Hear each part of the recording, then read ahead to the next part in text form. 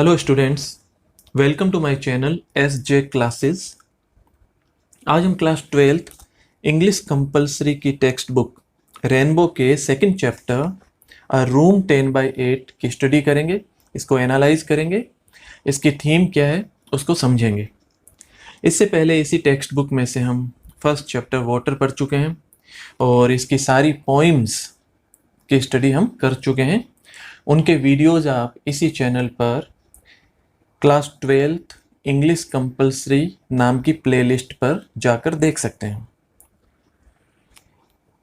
ये chapter room 10/8 एक short poem है जो के एस दुग्गल द्वारा लिखी गई है। K S Duggal is a renowned Indian writer who writes in English and Punjabi with equal ease. और ये एक बहुत ही वर्सेटाइल राइटर हैं और इन्होंने अभी तक 500 short stories, 10 novels, 50 short plays, 7 plays और लिटरेरी क्रिटिसिज्म के ऊपर अपनी बुक्स और अपनी ऑटोबायोग्राफी आदि बड़ी मात्रा में इन्होंने लिटरेरी वर्क किया है और बहुत सारे प्रेस्टिजियस अवार्ड्स इन्हें मिल चुके हैं जिसमें पद्म भूषण शामिल है। यह लेसन शॉर्ट स्टोरी है रूम 10/8 यह शो करता है जिस थीम पर है, उस थीम का नाम है जनरेशन गैप। जो पीढ़ी अंतराल, एक पीढ़ी से दूसरी पीढ़ी में जो विचारों में, रहन सहन में और संस्कृति में जो परिवर्तन आ जाता है उसके ऊपर केंद्रित है। साथ ही यह चैप्टर बताता है कि जैसा हम बोते हैं वैसा ही हम काटते हैं और जो आज की मॉडर्न फैशनेबल सोसाइटी है उनके द्वारा किस प्रकार से अपने पेरेंट्स को और ग्रैंड पेरेंट्स को ट्रीट किया जाता है, और ट्रीट भी करना नहीं कहेंगे, हम उसे कहेंगे इल ट्रीट किया जाता है। तो उसके ऊपर एक सैटायरिकल फॉर्म में लिखी गई एक शॉर्ट स्टोरी है। इसको हम समराइज करते हैं और प्रत्येक जो इसके पैराग्राफ हैं उसमें से हम इसको समझने का प्रयास करते हैं। यह कमरा 10/8 फीट का हो सकता है। मिसेज मलिक ने अपने सामने मेज पर पड़े ड्राफ्टिंग प्लान में एक वर्गाकार स्थान की ओर संकेत करते हुए तीसरी बार यह सुझाव दिया था। ऐसा लग रहा था कि ना तो उनके पति ने इस ओर ध्यान दिया, ना ही उस आर्किटेक्ट ने इस ओर ध्यान दिया जिसे मकान का नक्शा तैयार करने और निर्माण करने के लिए नियुक्त किया गया था। मलिक फैमिली दिल्ली में अपना मकान बनवाने वाले थे और कुछ समय पहले ही उन्होंने दिल्ली की सबसे फैशनेबल कॉलोनी में एक प्लॉट खरीदा था। अब क्योंकि उनका फिर से दिल्ली में ट्रांसफ़र हो गया था, अतः उन्होंने सोचा कि क्यों ना इस मौके का फ़ायदा उठाया जाए और मकान तैयार करवा लिया जाए। अब अपने दिल की गहराई में, मन ही मन में श्रीमती मलिक ने ये निश्चय कर लिया था कि जैसे ही मकान के निर्माण का कार्य समाप्त होगा तो चाहे उनके पति का तबादला किसी अन्य स्थान पर हो जाए, वह फिर भी यहीं दिल्ली में रहेंगी, क्योंकि वह बार बार के इन ट्रांसफ़र से ऊब चुकी थी और हर एक दूसरे वर्ष उन्हें कोई नए स्थान पर जाना पड़ता था। और अब चूँकि उनके बच्चे, उनके एक लड़का और एक लड़की थे, वह बड़े हो गए थे और बार बार उनका स्कूल बदलना भी ठीक नहीं था, उनकी पढ़ाई का नुकसान हो रहा था। तो श्रीमती मलिक ने ऐसा सोचा, ऐसा कहा कि यदि आवश्यक हुआ तो मलिक साहब अब अकेले ही रह सकते हैं, जहाँ भी उनका ट्रांसफ़र हो वह तो खुद अब अपने बच्चों के साथ स्थायी तौर पर दिल्ली में ही बस जाएगी, दिल्ली में ही रहेगी। और साथ में उन्होंने ये कहा कि यहाँ उनका साथ देने के लिए उनकी सास, उनकी मदर इन लॉ आ जाएंगी और मलिक साहब को भी इसमें कोई आपत्ति नहीं थी। वापस हम वर्तमान में चलते हैं। मिसेज मलिक अपनी बात को फिर दोहराते हुए कहती है कि ये कमरा 10/8 फीट का हो सकता है। उनके पति जो हैं वो पास वाले कमरे में एक टेलीफोन अटेंड कर रहे थे और कोई टेलीफोन पर बात में व्यस्त थे। आर्किटेक्ट ने श्रीमती मलिक को समझाते हुए कहा कि मैडम ये तो एक स्टोर रूम है। और श्रीमती मलिक ने कहा कि हाँ ये स्टोर रूम तो है, लेकिन मैंने सोचा कि यह मेरी मदर इन लॉ के कमरे के रूप में काम में आ सकता है और बाद में इसको हम स्टोर के रूप में उपयोग में ले सकते हैं। वास्तुशिल्पी के उस आर्किटेक्ट की ये बात समझ में नहीं आई और वो थोड़ा सा उलझन में पड़ गया। अब वो थोड़ा डिटेल में समझाती है। मिसेज मलिक कहती है कि मेरा कहने का मतलब ये है कि अभी जब तक मेरी सास है इस कमरे का उपयोग वो कर सकती है, और आप जानते हैं कि वो बूढ़ी हो चुकी है, अशक्त है, कमज़ोर है और शायद बहुत दिनों तक नहीं रहे, और उनके पश्चात इस कमरे को हम भंडार घर में परिवर्तित कर लेंगे, स्टोर में चेंज कर लेंगे। और श्रीमती मलिक ने रुक रुक कर आर्किटेक्ट को ये बात समझाई। यहाँ पे देखिए मिसेज मलिक के बारे में पता चलता है कि उनका अपनी मदर इन लॉ के प्रति जो बिहेवियर है वो उदासीन प्रकृति का है और ज़्यादा वो अपनी मदर इन लॉ की परवाह नहीं करती है, और इसीलिए वो एक स्टोर रूम को थोड़ा सा बड़ा करके वहाँ अपनी सास को ठहराना चाहती है ताकि उसको वहाँ दिल्ली में कंपनी मिल जाए और उन्हें कोई मतलब नहीं है, और उनके जाने के बाद में, उनकी मृत्यु के बाद में वो इसको स्टोर रूम की तरह पुनः काम में ले सकती है। ऐसा उसके दिमाग में विचार आता है। तो उनके मन में अपने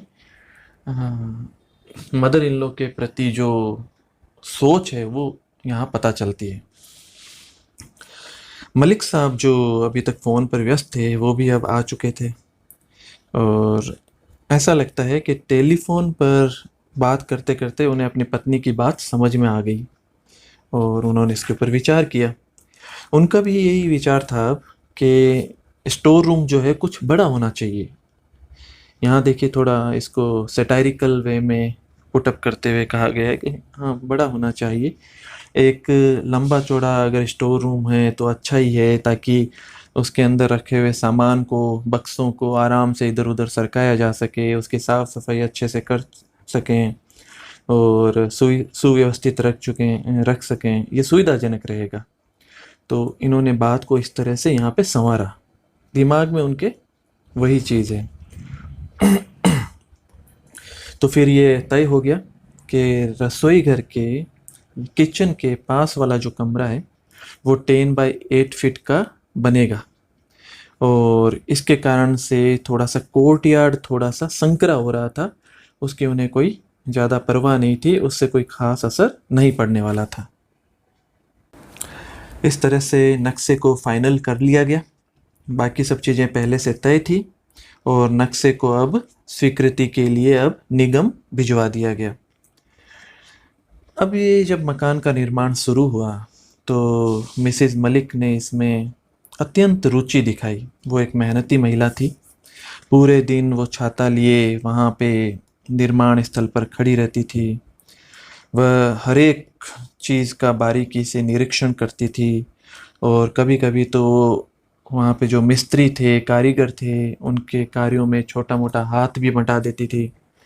और निर्माण स्थल पर प्रतिदिन वह सबसे पहले वहाँ पे पहुँचती थी और सब लोगों के जाने के बाद ही वो वहाँ से लौटती थी, और हमेशा ये सुनिश्चित करती थी कि कोई सामग्री बर्बाद तो नहीं हो रही है, कोई मजदूर खाली बेकार बैठे टाइम तो नहीं गुजार रहे हैं। और खूब मेहनत की उन्होंने वहाँ। जल्दी ही उस मकान के निर्माण का काम पूरा हो गया, और श्रीमती मलिक ने ये एक आग्रह किया कि इस मकान में जो भी फर्नीचर आएगा वो सारा का सारा नया आएगा। कोई भी पुराना फर्नीचर, एक टुकड़ा भी पुराना इसमें मैं काम में नहीं लूँगी। ये उनका एक आग्रह था। मकान तैयार हो गया और वो अभी इस नए मकान में जाने की तैयारी ही कर रहे थे कि उन्हें जानकारी मिली कि ये मकान तो सरकार ने अधिग्रहित कर लिया है, किराए पर ले लिया है। श्रीमती मलिक जो है वो अत्यंत क्रोधित हुई, लेकिन जब मिस्टर मलिक ने उन्हें ये बताया कि सरकार ने इस मकान का अच्छा किराया देना तय किया है, तो वो थोड़ी शांत हुई। मकान के निर्माण के समय जब वो यहाँ पे सुबह से शाम तक रहती थी, तो आस पड़ोस की महिलाओं में अच्छी पहचान हो गई थी उनकी, और कॉलोनी में उनके बहुत सारी फ्रेंड्स हो गई थी। मकान की जो साज सज्जा को बढ़िया बनाने की बहुत सारी योजनाएं उनके मन में थी, किंतु वो सब चीज़ें उनको भुला देनी पड़ी क्योंकि ये मकान सरकार ने अधिग्रहित कर लिया था। तभी मिस्टर मलिक का पुनः दिल्ली से ट्रांसफ़र हो गया। हमेशा ट्रांसफ़र होने पर मिसेस मलिक जो है वो परेशान हो जाती थी, लेकिन इस बार वो बड़ी प्रसन्न हुई। अब वो जो है उस मकान को, जिसको उसने बड़ी मेहनत से तैयार किया था, उसको अपने आँखों के सामने नहीं देख पाएगी, और इससे क्या होगा कि मकान में नहीं रह पाने का दर्द उस उन्हें सताएगा नहीं। और दूसरा, जो किराए से अच्छी खासी रकम उन्हें प्राप्त हो रही थी, उसके बारे में सोचकर वो अपने मन को सांत्वना दे लेती थी। तो इस प्रकार से एक जगह से दूसरी जगह ट्रांसफ़र होते रहने के कारण दोबारा दिल्ली आने में कई वर्ष लग गए। उन्हें कई सालों तक दोबारा दिल्ली में ट्रांसफ़र होने की प्रतीक्षा करनी पड़ी, और समय गुजरता चला गया। इस बीच मिसेस मलिक की सास का देहांत हो गया, उनका निधन हो गया, और इसी बीच उनकी पुत्री का भी विवाह हो गया। तो कई बार मिसेस मलिक ऐसा सोचती थी कि ये उनका सौभाग्य ही था कि उनके मकान को सरकार ने किराए पर लिया है। कोई प्राइवेट किराएदारों को उन्होंने नहीं दिया, सरकार ने ही किराए पर लिया था। वो सोचती थी कि प्राइवेट किराएदारों को मकान देना सिरदर्द को मोल लेने जैसा होता था। उनकी शिकायतें, उनकी मांगे जो हैं वो बढ़ती रहती थी, उनकी कोई सीमा नहीं थी प्राइवेट किराएदारों की। और फिर अक्सर जो प्राइवेट किराएदार थे वो किराए का भी समय पे भुगतान नहीं करते थे। और श्रीमती मलिक के मकान को जब सरकार ने अधिकृत कर लिया, और किराए की रकम जो है उनके प्रति माह नियमित रूप से बैंक में खाते में जमा हो जाती थी। तो ये कुछ एक सुख थे जो सरकार के द्वारा मकान किराए पर लेने से उन्हें प्राप्त थे। अब उनके पुत्र का विवाह करना शेष रह गया था। मलिक साहब ये सोचते थे कि रिटायरमेंट से पहले इस काम को भी अगर पूरा कर दिया जाए तो ठीक रहेगा। तो ऐसा ही हुआ, और उनके पुत्र का भी विवाह हो गया। मलिक साहब समय के साथ रिटायर हो गए, लेकिन अभी भी सरकार ने उनका मकान खाली नहीं किया था।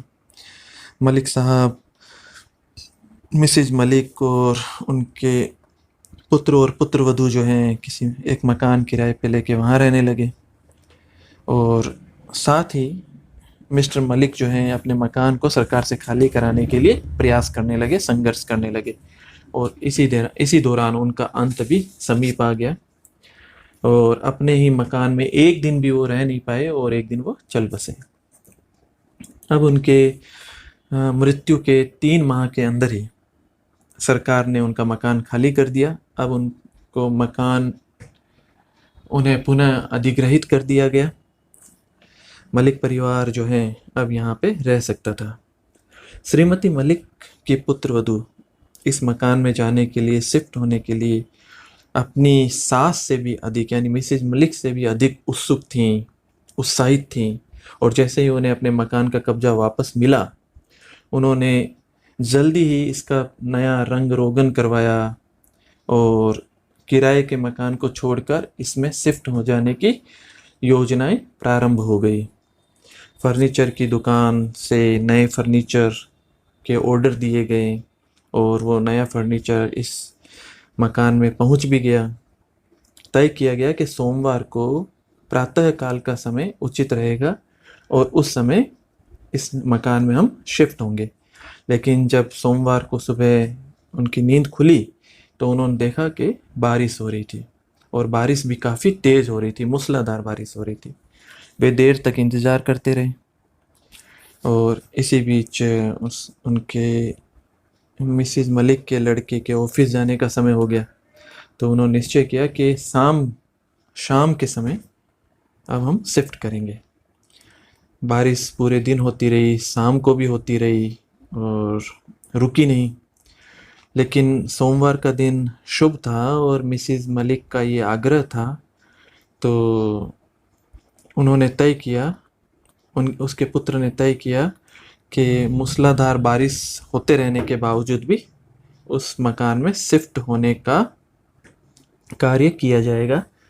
उनकी खुद की गाड़ी थी और इसके अतिरिक्त उन्होंने एक किराए की टैक्सी मंगवा ली और थोड़ा बहुत सामान ले लिया। कुछ सामान जो है बाद में लिया जा सकता था और अपने घर में प्रवेश की जो फॉर्मेलिटी है उसको इस तरह से पूरा किया जा सकता था और बाकी सामान जो है वो ढुलाई बाद में करने की बात हो गई।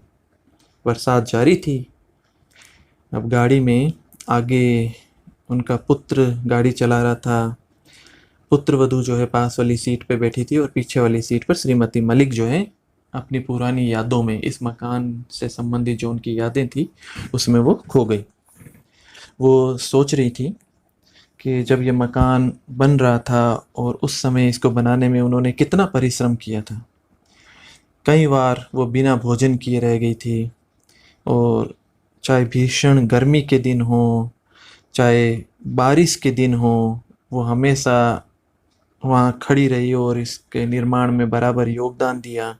वो निर्माण का निरीक्षण करती थी और जो आर्किटेक्ट था उसने मकान का जब नक्शा तैयार किया था और जिसमें ये मालूम पड़ता था कि ये मकान तैयार हो जाने पर कैसा दिखाई देगा, उसमें उसने मकान की मालकिन का एक चित्र भी बनाया था जो बरामदे में उस मार्बल पिलर की तरफ पीठ किए हुए खड़े होने की मुद्रा में दिखाया गया था। तो ये जो स्केच था जिसके अंदर मकान मालकिन गृह स्वामिनी मार्बल के उस पिलर की तरफ पीठ किए हुए खड़ी थी, वो बड़ा ही मिसिज मलिक को बड़ा ही सुंदर और सुरुचिपूर्ण लगा था और ऐसा लगता था जैसा कि उस स्केच में था कि वो मरून रंग की साड़ी में एक संतुष्टि की प्रतिमूर्ति हो। श्रीमती मलिक को ऐसा लगा कि उस आर्किटेक्ट ने उन्हीं को इसमें चित्रित किया हो, किंतु उन्होंने स्वयं ने कभी बादामी रंग की, मरून रंग की साड़ी नहीं पहनी थी। फिर भी स्केच में जो डायग्राम था उसकी लंबाई श्रीमती मलिक जितनी थी और स्तंभ का सहारा लेकर वो जो डायग्राम बना हुआ था वो महिला ठीक उसी तरह से खड़ी थी जिस प्रकार से मिसेज मलिक खड़ी होती थी। तो मिसेज मलिक बार बार स्केच में उस चित्र को देखती, फिर अपने घर में ड्रेसिंग टेबल में कांच के आगे खड़ी होकर अपने को निहारा करती और वह सोचा करती थी कि कभी उसकी पुत्रवधू जब आएगी तब वह इस स्केच को उसे दिखाएगी। तो ये स्मृतियाँ कार में पीछे बैठे बैठे उसके दिमाग में चल रही थी। उसकी पुत्रवधू गाड़ी में आगे वाली सीट पर पति के साथ बैठी थी। गाड़ी के पीछे वाले भाग को दिखाने वाले शीशे को उसने अपनी ओर घुमा लिया और घुमाकर अपने होठों पर लिपस्टिक लगाने लगी, होठों को रंगना शुरू कर दिया।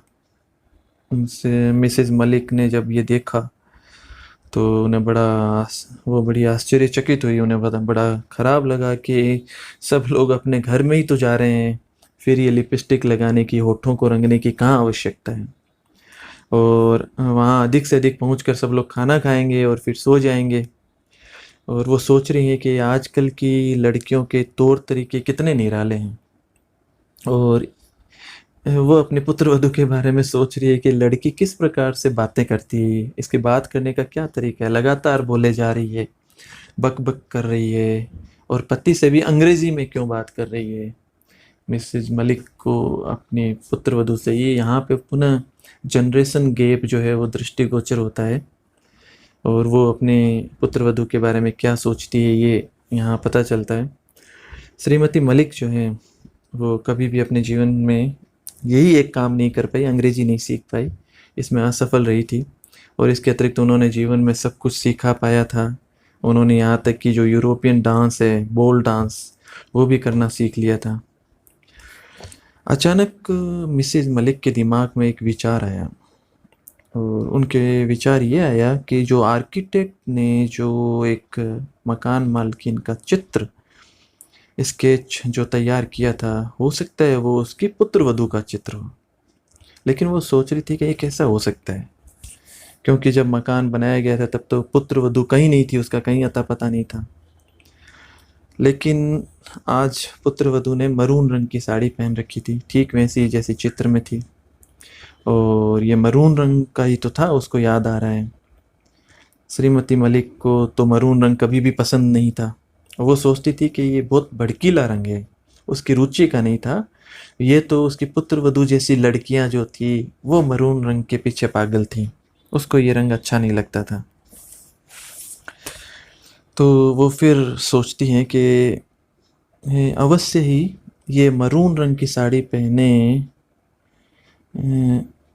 कोई बात नहीं, मरून रंग की साड़ी पहनती है तो, लेकिन मेहनत भी उतनी ही करे जितनी मैं करती थी, मेरी जितनी परिश्रमी बने। और वो सोच रही थी कि इस मकान की एक एक ईंट को उसने अपनी आंखों के सामने अपनी देख रेख में वहाँ पे जुड़वाया था। चाहे धूप हो या बरसात हो, निर्माण स्थल पर वह सुबह से लेके और देर शाम तक वहाँ खड़ी रहकर इसकी देखभाल करती थी। और कई बार तो उसने राजमिस्त्रियों को ईंट वगैरह पहुंचाने में सहायता की थी। कई बार रबड़ के पाइप खींच खींच कर उसने प्लस्तर पर तराई की थी, पानी का छिड़काव किया था। ऐसी ही सोच चलते चलते वो अपने घर पहुंच गए। उनका पुत्र गाड़ी को लिए सीधा पोर्च में पहुंच गया, और गाड़ी के रुकते ही उसकी पुत्रवधू तुरंत गाड़ी से बाहर आई और बरामदे में जाकर उस मार्बल पिलर के साथ सहारा लेकर वैसे ही खड़ी हो गई जैसे उस आर्किटेक्ट ने स्केच में चित्रित किया था। मिसेज मलिक ने अपने मन में एक पीड़ा का अनुभव किया, एक उदासी का एक अनुभव किया, और उसको महसूस हुआ कि ज़रूर उस आर्किटेक्ट ने उसके साथ मजाक किया है, उसका उपहास उड़ाया है। बरामदे में उस पिलर से बिल्कुल सट कर खड़ी उसकी पुत्रवधू अपने ध्यान से संवारे गए केस विन्यास को अपनी मरून रंग की साड़ी से ढकने का प्रयास कर रही थी, और नौकरों को टैक्सी से सामान निकालने संबंधी इंस्ट्रक्शंस भी दे रही थी, जो सामान वाली गाड़ी इनके गाड़ी के पीछे पीछे आई थी। टैक्सी से सारा सामान निकाला जा चुका था। टैक्सी चालक अपना किराया लेकर और गाड़ी लेकर चला गया। मिसेज मलिक अभी भी गाड़ी की पिछली सीट पर बैठी हुई थी, और उन्हें बड़ी उदास थी। उन्हें अपना दिल डूबता हुआ सा महसूस हो रहा था। उनके पुत्र और पुत्रवधू ने घर के अंदर प्रवेश कर लिया। एक एक करके सारी घर की बत्तियां जला दी, घर के सभी कमरे तेज प्रकाश से जल उठे। लेकिन श्रीमती मलिक जो है अभी भी अपनी कार की पिछली सीट पर ही बैठी हुई ये सब आंखें फाड़ कर देख रही थी।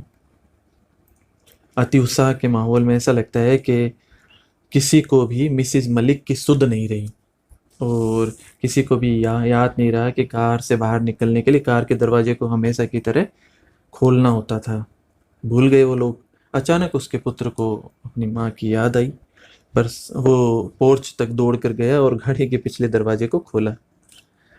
मिसेज मलिक कहती है कि शाम के समय कार की यात्रा से अक्सर जो है मुझे नींद आने लग जाती है, मैं ड्राउजी हो जाती हूँ, सोने को बाध्य हो जाती हूँ। माता ने धीरे धीरे से ऐसा फुसफुसाते हुए कहा। इतने में उसकी पुत्रवधू भी बाहर आ गई। सब लोग वो हंस रहे थे। खुशनुमा माहौल था उनके पुत्र और पुत्रवधू के लिए। श्रीमती मलिक की पुत्रवधू वापस वहीं उस मार्बल के पिलर के पास सहारा लेके खड़ी हो गई। अपने केश विन्यास को अपनी मरून रंग की साड़ी से ढकने का प्रयास कर रही थी। मिसेज मलिक कहती है कि मैं खाना नहीं खाऊंगी, अभी मुझे भूख नहीं है, और मैं सो जाना पसंद करूंगी। हालांकि नौकरों ने तब तक मेज पर खाना लगा दिया था। उसकी पुत्रवधू ने कहा कि तब ठीक है, आप अपने कमरे में जाकर सो जाएं। और पुत्रवधू ने उसी 10 बाय 8 फीट वाले कमरे की ओर इशारा करते हुए कहा। वही कमरा जो मिसेज मलिक ने अपनी मदर इन लॉ के लिए तैयार करवाया था। और मिसेस मलिक का पुत्र उनका हाथ पकड़े उन्हें उस कमरे की ओर धीरे धीरे ले जाने लगा। मिसेस मलिक अत्यंत ऐसे उनिंदा महसूस कर रही थी। मिसेस मलिक ने वापस अपना सिर हिलाया और सोच रही थी कि इसमें गलत क्या था। उसके पति जो है उनका देहांत हो चुका था, निधन हो चुका था, और उन्हें भी उनके पीछे पीछे जाना ही था एक दिन, और एक न एक दिन तो उन्हें भी ऐसा ही करना था। तो उन्हें अपनी बात याद आ रही थी। उनके कानों में अपने खुद के शब्द गूंजने लगे कि मैंने सोचा था कि ये कमरा मेरी सास के उपयोग में आएगा और उसके बाद इसे मैं स्टोर में परिवर्तित कर लूँगी, इसे बाद में स्टोर में परिवर्तित किया जा सकता है। ये शब्द उसके कानों में गूंजने लगे। और तभी उसकी पुत्रवधू ने एक टिप्पणी की कि वैसे तो ये मकान बहुत ही ब्लांड और सुनियोजित ढंग से बना हुआ है, केवल एक स्टोर की कमी है, और मुझे एक बड़ा स्टोर रूम जो है अगर यहाँ मिल जाता है तो मैं उसे काफ़ी पसंद करूँगी। जैसे ही मिसेस मलिक के कानों में ये शब्द गिरे और उनको ऐसा महसूस हुआ जैसे कि वो एक गहरे और अनंत कुएं के अंदर डूबती जा रही है, एक तल विहीन कुएं के अंदर डूबती जा रही है। तो यहाँ हमने देखा कि एक तो जनरेशन गैप, उसको लेखक ने उस मुद्दे को बेहतरीन ढंग से उठाया है, और किस प्रकार से एक व्यक्ति जो जिस प्रकार दूसरों के बारे में सोचता है और अपने खुद के लिए वो भूमिका अपना एक उसका पृष्ठ तैयार कर देता है। जैसा व्यक्ति बोता है वैसा ही वो प्राप्त करता है। यह संदेश भी यहाँ लेखक देना चाहते हैं।